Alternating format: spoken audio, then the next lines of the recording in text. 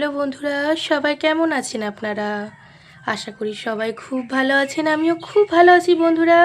আমার চ্যানেলে আপনাদের সবাইকে স্বাগত। আজ আমি শেয়ার করব খুবই সহজ এবং সুস্বাদু একটি বাঙালি রেসিপি, পটল ভর্তা বা পটল বাটা। কয়েকটি উপকরণ দিয়ে তৈরি রেসিপিটি গরম ভাতের সঙ্গে খেতে অসাধারণ লাগে। তাহলে চলুন দেখে নেওয়া যাক কীভাবে খুব সহজে পটল ভর্তা বানানো যায়।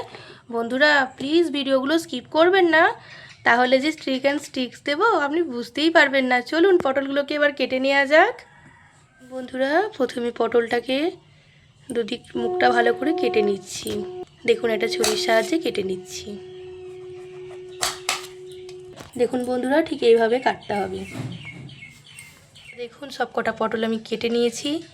এবার এগুলো মাঝখান দিয়ে টুকরো করে পটলটাকে আমরা মাঝখান দিয়ে কেটে নিচ্ছি।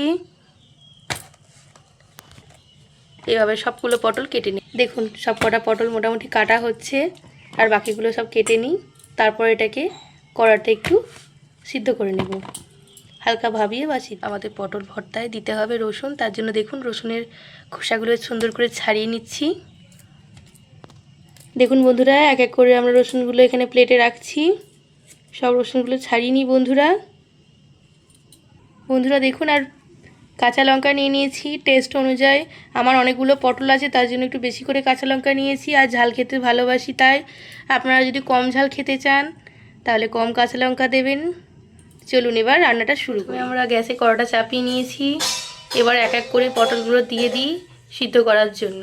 বন্ধুরা পটলগুলো দিয়ে দিয়েছি আমরা কড়ার মধ্যে। অল্প একটু জল দিয়ে দেব।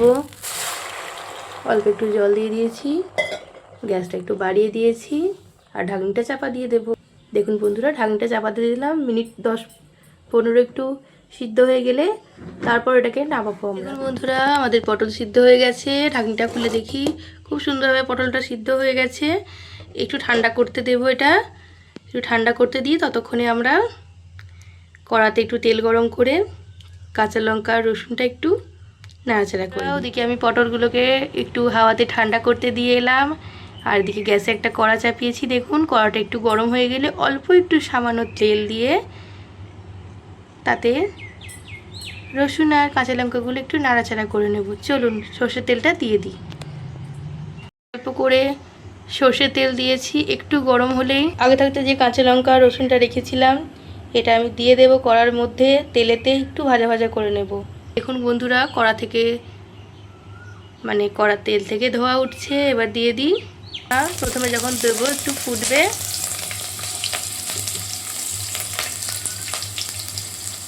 বন্ধুরা এরকম হালকা হালকা করে একটু ভেজে নিচ্ছি। এটা খুব সুন্দর সেন্ট বেরোচ্ছে কাঁচা লঙ্কা রসুন ভাজার। আর একটু ভাজা হয়ে গেলে ওই যে আগে থাকতে আমরা যে পটল সিদ্ধ করে রেখেছি ওটা ঠান্ডা করতে দিয়েছি। ঠান্ডা হয়ে গেলে একটা মিক্সির জারের মধ্যে এগুলোকে একসঙ্গে ভরে দেব।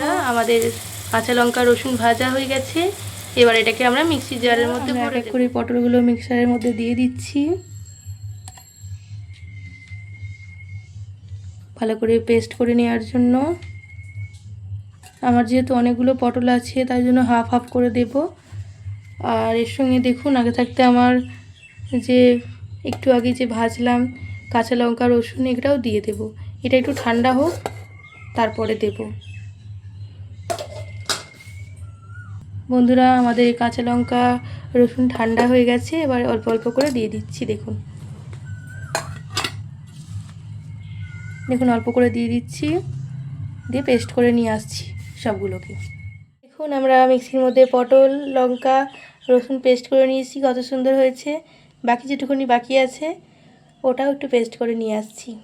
চলুন বাটিতে ঢেলে নিয়েছি। পটল বাটাটা আর একটু আছে ওটাও ঢেলে নিচ্ছি। দেখুন বন্ধুরা ঢেলে নিচ্ছি। মিক্সিতে করলে খুব সুন্দর পেস্টটা হয়। চলুন এবার রান্নাটা করাতে শুরু করি। প্রথমে গ্যাসে কড়াটা চাপাই। একটু গরম হলে সর্ষের তেল দেব। কড়াতে তেলটা গরম হয়ে গেছে। আমি ফোড়ন হিসাবে এখানে নেব কালো জিরে। দেখুন এতগুলো কালো জিরে নিয়েছি, ফোড়নে দিয়ে দিলাম। একটু ফোড়নটা সুন্দর করে হয়ে যাক বন্ধুরা। খুন্তির সাহায্যে একটু নেড়ে দিচ্ছি। একটু ফোড়নটা হয়ে গেলেই আমার আগে থাকতে বেটে রাখা পটল কাঁচা লঙ্কা রসুনের পেস্টটা দিয়ে দেব। এটা গরম ভাত দিয়ে খেয়ে দেখবেন, যার মুখ খারাপ হয়ে গেছে জ্বর হয়ে তারও খুব ভালো লাগবে। আর বাঙালিরা তো বাটা ভর্তা খেতে তো এমনিই পছন্দ করে বন্ধুরা। আমার ফোড়ন হয়ে গেছে, দিয়ে দিচ্ছি আমাদের আগে থাকতে বেটে রাখাটা। অল্প একটু জল যোগ করছি বন্ধুরা। দেখুন বন্ধুরা, অল্প একটু জল যোগ করেছি, আর বাকি যেটুকুনি বাটিতে লেগেছিল সেটাও দিয়ে দিলাম। দিয়ে এবার খুন্তির সাহায্যে খুব ভালো করে নেড়ে চেড়ে এটাকে ভালো করে নাড়তে হবে যতক্ষণ না তেল ছাড়া ছাড়া হয়ে যায়। তারপরে দিতে হবে পরিমাণ মতো নুন। একটু নাড়ি ভালো করে। দেখুন বন্ধুরা, খুব সুন্দর একটা সেন্ট বেরোচ্ছে। সুন্দর করে নাড়ি বন্ধুরা। দেখুন পরিমাণ মতো একটু নুন দিয়ে নিচ্ছি, আর কত সুন্দর ফুটছে দেখুন। আর প্রথমে নাড়াচাড়া করে নিই। এরকম সুন্দর করে নাড়তে থাকতে হবে বন্ধুরা, যাতে কড়ার গায়ে না লেগে যায়। আর তেল ছাড়া হয়ে গেলে তখন আমাদের রেডি হয়ে যাবে বন্ধুরা। পটল বাটাটা আগের থেকে অনেকটা জল শুকিয়ে এসছে, আরও নাড়তে হবে। একটু কষ্ট করতে হবে বন্ধুরা, যাতে না হলে তো তলাটায় লেগে যাবে দেখুন। আর যে বাটা ভর্তা করতে গেলে কড়াতে লেগে গেলে একদম খেতে ভালো লাগে না। চলুন বন্ধুরা, আর একটু নাড়ি। নাড়তে নাড়তে তেলটা ছাড়া হয়ে গেলে তখন আবার আমি দেখাচ্ছি আপনাদেরকে। দেখুন একটু চিনি অ্যাড করব। দেখুন এরকম ছোটো চামচে 1 চামচ চিনি অ্যাড করছি। ঝাল ঝাল মিষ্টি মিষ্টি খুব সুন্দর লাগে বন্ধুরা। আমাদের পটল ভর্তা বা বাটা তৈরি হয়ে গেছে। কত সুন্দর দেখতে হয়েছে দেখুন বন্ধুরা। একটু ঠান্ডা হলে এটা পরিবেশন করে দেবো একটা প্লেটের মধ্যে। বন্ধুরা, পটল ভর্তাটা আমি প্লেটের মধ্যে পরিবেশন করে দিচ্ছি। কত সুন্দর দেখতে হয়েছে দেখুন বন্ধুরা। গরম ভাতের সঙ্গে অসাধারণ খেতে লাগবে। আপনারা অবশ্যই বাড়িতে একদিন ট্রাই করবেন বন্ধুরা।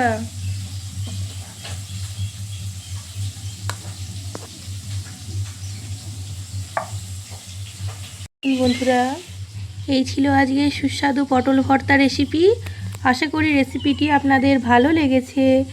যদি ভালো লেগে থাকে তাহলে ভিডিওটিতে একটি লাইক দিন, চ্যানেলটি সাবস্ক্রাইব করুন এবং বেল আইকনটি প্রেস করতে ভুলবেন না। আপনাদের মতামত কমেন্টে জানাবেন। আবার নতুন একটি মজাদার রেসিপি নিয়ে হাজির হব। ততক্ষণ পর্যন্ত ভালো থাকুন, সুস্থ থাকুন। ধন্যবাদ বন্ধুরা, আর নিজেদের খেয়াল রাখুন। টাটা।